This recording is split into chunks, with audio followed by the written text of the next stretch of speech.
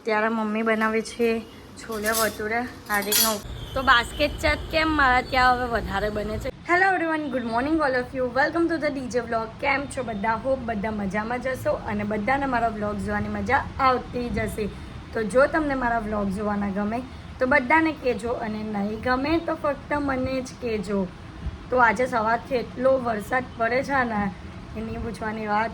તો હવે જોઈએ આજે આખા દિવસમાં વરસાદને કારણે ઘરમાં બેસવું પડે છે કે બહાર જવાય છે, શું થાય છે તે જોઈએ. અને મારે પાર્લર પણ જવાનું છે આજે, તો જોઈએ વરસાદ અટકે તો જવાશે. પણ અત્યારે રસોઈ કરવા જઈએ પહેલાં તો. પ્લીઝ આ ચણા પલોળવા મૂક્યા છે રાતના હાર્દિકના માટે આજે. અને હમણાં કોબીજનું શાક બનાવવાનું છે. મમ્મી કોબીજ સમારીને આપે છે, કોબીજ અને બટાકા. અને આ ચેમ્પુ જો શાંતિથી પડેલો છે.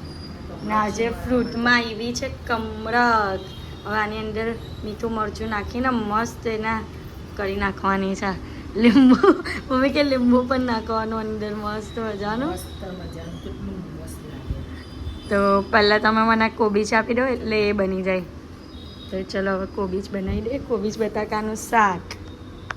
સો ગાઈઝ આજે આ બધું ક્લિયર થઈ જશે. આજે વાયર લટકે છે ને બધા, તે બધા વાયર સ્ટીક થઈ જશે. આમ બાજુનું તો થઈ ગયું છે સ્ટીક, હવે અહીંયા પણ થઈ જશે.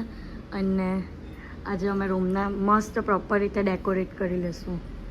આજે વાયર દેખાય છે ને અંદર સેટ નહીં થતો, એટલે ટ્યુબલાઇટ આપણે અહીંયાથી અહીંયા લગાવવાની છે. તો ગાઈઝ વાયર સેટ થઈ ગયું છે આ બાજુનું. અને આ લાઇટ પણ ઉપર હતી તેને અહીંયા લગાવી દીધી છે. તો ગાઈઝ અત્યારે પૂરી વણાઈ છે. અને આજે હું પણ પાર્લર પર જવાની હતી, બટ એમાં થયું શું કે બહાર વરસાદ એટલો ફાસ્ટ પડે છે ને કે મને કોઈ રીતે એવું નથી લાગતું કે હું પાર્લર પર જઈ શકું. અને એટલે હવે આજે ઘરે જ રહેવું પડશે. પણ જોઈએ અગર એકાદ કલાકમાં વરસાદ અટકે તો ઠીક છે કે જવાશે, નહીં તો પછી અહીંયા જ બેસવું પડશે. તો આજે બપોરના લંચમાં છે કોબીજનું શાક, પાવ, ગોતાલો અને ચટણી. તો ગાઈઝ રૂમની અંદર એન્ટરસની સાથે આ સેન અહીંયા લગાવ્યું છે. લુક જો હવે અહીંયા મારા બે ટોયઝ.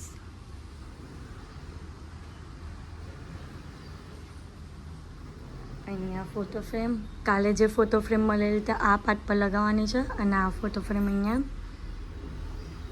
પછી આ કબાટ, અહીંયા હાર્દિકનો ફોટો અહીંયા લગાવ્યો છે.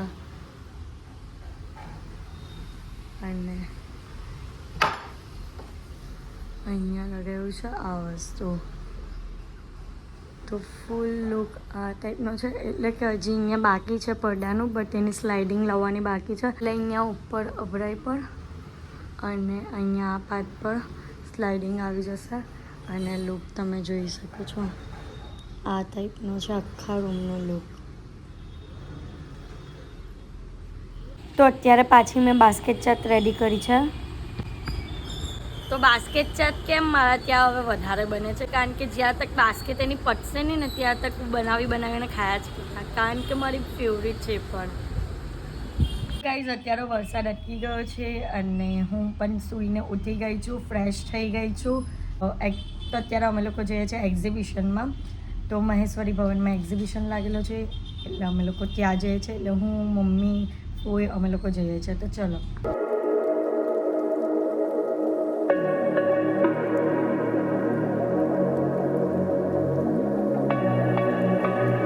અત્યારે અમે લોકો ઘરે આવી ગયા છીએ અને અમે એક્ઝિબિશનમાંથી ખાલી આ વસ્તુ લીધી છે, સ્ટ્રો.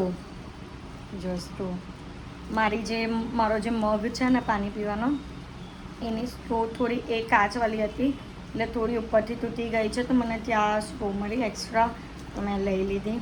મસ્ત છે. અને બીજું ખાલી એક આ વસ્તુ લીધું છે નાસ્તા માટેનું. અત્યારે મમ્મી બનાવે છે છોલે ભટુરે. હાર્દિકનો ઉપવાસ છે એટલે છોલે ભટુરે અત્યારે બનાવે છે. હાર્દિક પણ આવી ગયા છે, તો ફટાફટ એમનું જમવાનું તૈયાર થાય છે. જે જમવાનામાં છે છોલે પૂરી, ચટણી, અંગૂર રબડી અને બાસ્કેટ ચાટ.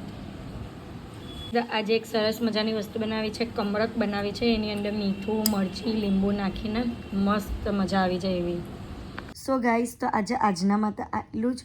અને વ્લોગ મારા ડેલી રૂટીન પર છે, એટલે કે હું જે કરું છું તે જ વસ્તુ હું તમને બતાવું છું. તો કોઈક વાર વિડીયો નાનો એવો આવી જાય તો એના માટે સોરી.